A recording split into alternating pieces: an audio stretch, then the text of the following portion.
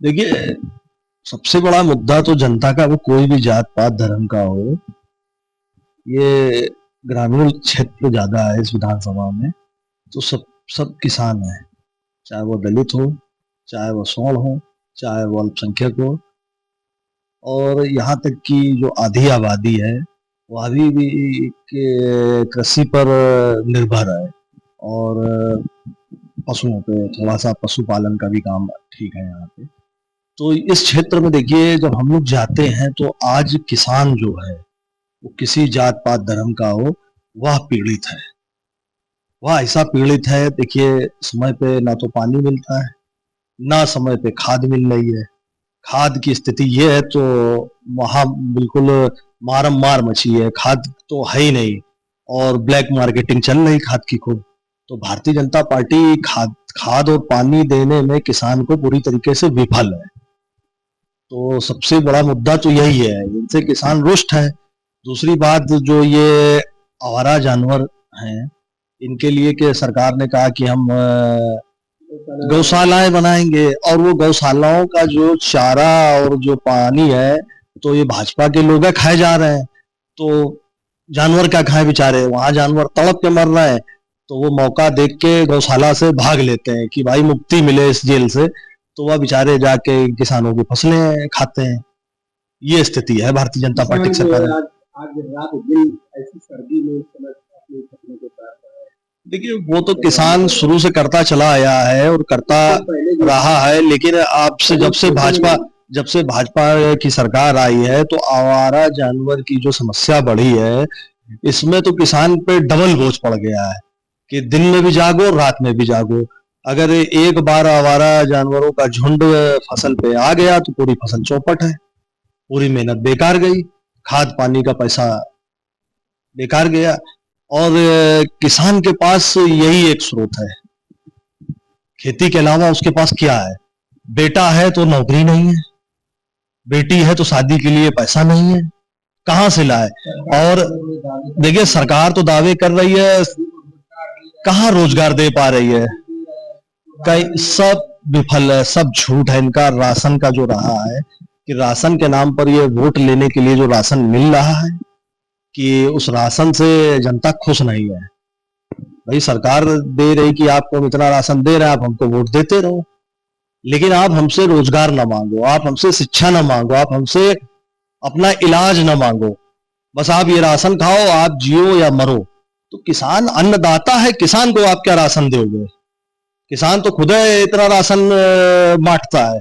भाई, जो अन्नदाता है, अन्नदाता को आप अन्न क्या दोगे? अन्नदाता तो पूरे देश को पाल रहा है। और लाल बहादुर शास्त्री जी, हमारे जो पूर्व प्रधानमंत्री रहे हैं देश के, उन्होंने एक नारा भी दिया था कि जय जवान जय किसान। और हमारा देश पूरा मानता है इस बात को कि पिता अगर है तो खेत पर है, और बेटा है तो सरहद पर है। तो किसान का ही बेटा सरहद पे जाता है। किसी उद्योगपति का बेटा तो कहीं सुना है कि अंबानी का बेटा गया लड़ने पाकिस्तान से, सरहद पे पाकिस्तान से लड़ने या कहीं लड़ने गया हो? वो तो सब मजा कर रहे हैं। किसानों का कर्ज नहीं माफ करती है सरकारें। जो भाजपा की सरकार है, इसमें किसानों का कर्जा कहाँ माफ हुआ है? कितना माफ हुआ है बताए कोई? और उद्योगपतियों का लाखों करोड़ रुपया सरकार ने माफ कर दिया।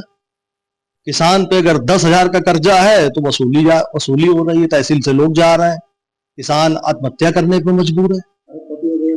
छूट है, छूट है क्योंकि वो पार्टनर है। भाई, वो भाजपा के पार्टनर हैं, इसलिए उनको छूट है। वो घोटाला करेंगे, पैसा लेके देश का पैसा भाग जाएंगे विदेश, उनको छूट है। नीरव मोदी भाग गया, विजय माल्या भाग गया, और सैकड़ों गुजराती भाग गए, उनको छूट है।